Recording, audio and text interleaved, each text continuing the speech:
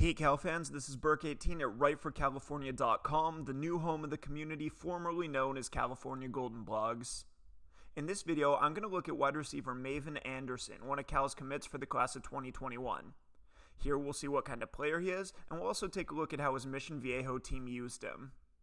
Now, when I'm evaluating a player, I feel like I can only get an honest evaluation if I watch at least one complete game in order to see that player for all their strengths and all their weaknesses, and so in this video, I'm going to focus on Anderson's game against Mater Dei in the CIF Southern Section Playoffs. Mater Dei's got a secondary loaded with talent from the 2021 and 2022 classes, and so this game gives us a good idea of how Anderson stacks up against other college recruits.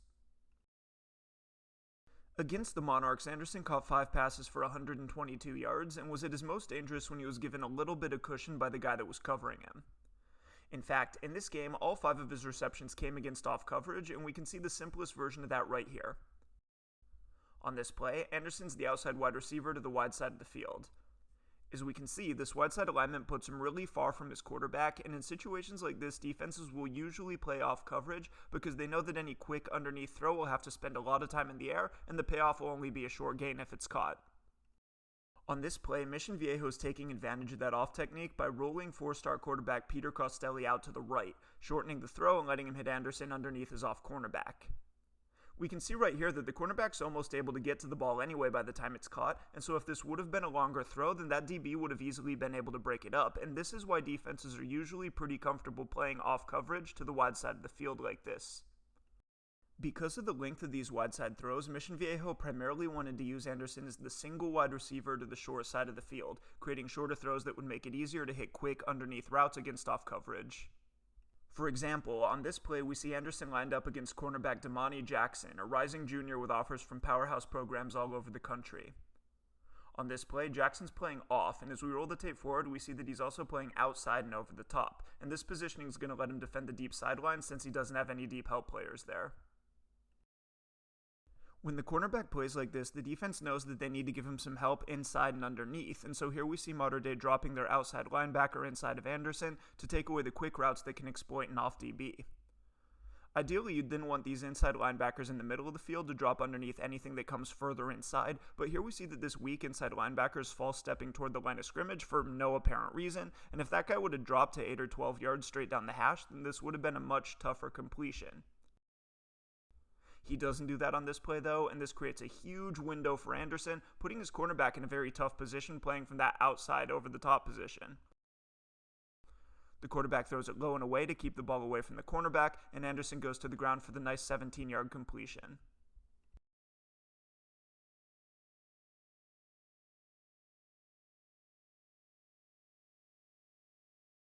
Mission Viejo targeted Anderson 3 times on essentially this same route, and throughout the game, Mater Dei did frequently switch over to press coverage in order to take away this kind of stuff. For the most part, when Mater Dei was pressing, this meant that Anderson didn't get targeted, but there was one exception, and we can see that on this play right here. On this play, Anderson's being pressed by Josh Hunter, another rising junior with offers from Oregon and LSU, and in order to attack this press technique, Anderson's going to try to take him vertical. Hunter's playing more of a soft press here, so he's mirroring Anderson's steps and using his body to try and force a wide inside or outside release. He's not actually coming up and trying to get a jam on him, and this is going to give Anderson a relatively unobstructed release. As we can see here though, Hunter's going to turn and run with this pretty well, and he's going to be able to stay in phase throughout the route. As we get to the finish, we see that Hunter ends up locking up with Anderson's right arm, and so he is going to get the pass interference call here, and Mission Viejo is going to get the first down.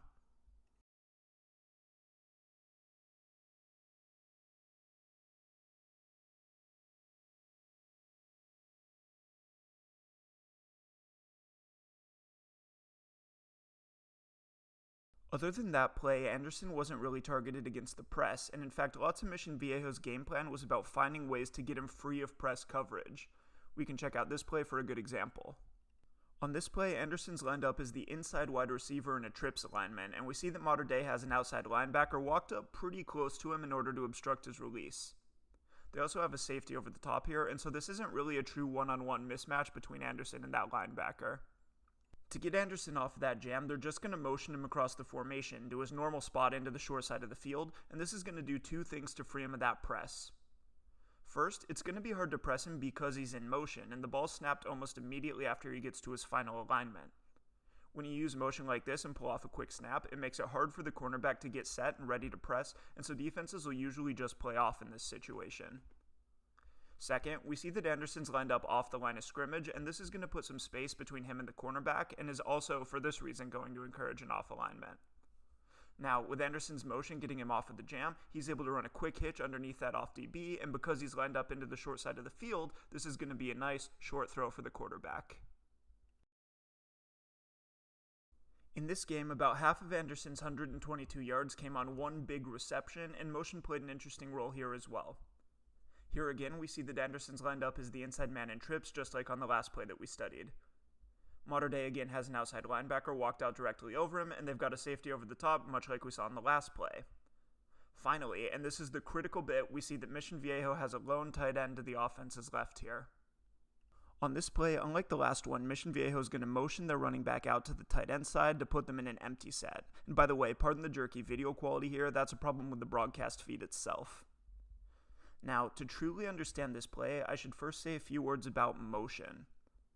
People often talk about motion in broadcasts, and the most common explanation that they give for why you'd use it is that it can show the quarterback whether he's looking at a man or a zone coverage, but this actually isn't going to be the best explanation in most cases. On this play, for example, we've already seen that Mater Dei has a linebacker lined up over Anderson. This strongly hints to us that we're looking at his own coverage because there's no way that the defense would let this kind of mismatch happen if it were in fact man-to-man, and assuming that the offense has done their due diligence with film study, Mission Viejo's quarterback wouldn't need motion to recognize this. So, why are they using motion then?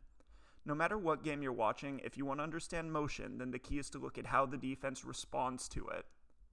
Offenses will usually be pretty good about film study and about predicting how teams will react to motion, and so if you want to understand what the offense is trying to do, just look at how the defense responds. On this play, when the offense motions the running back out to their left, he becomes the second receiver to that side along with the tight end. With him out there as a receiving threat, that's going to force Mater Dei's cornerback to widen out with him in coverage, and now, with the cornerback occupied by that running back, Mater Dei still needs a defender to cover the tight end if he runs anything vertical, and so to account for this, they're going to move this safety across to pick up that assignment. When they move this safety, though, the effect is that it uncovers Anderson to the wide side of the field, leaving just an outside linebacker over him. On this play, Mater Dei's defenders are apparently not all on the same page about their empty check, because when Anderson runs deep, nobody from the under coverage is going to carry him, and with the safety over the top gone, Anderson's going to be wide open down the middle for a huge gain.